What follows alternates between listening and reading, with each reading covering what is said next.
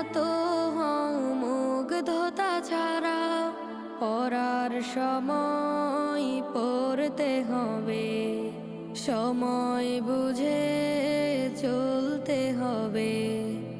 গুরুজনকে মেনে ওঠো স্বপ্নের চূড়ায়, ফুল ফুটেছে ওই কাননে, দেখবি তোরা আয়।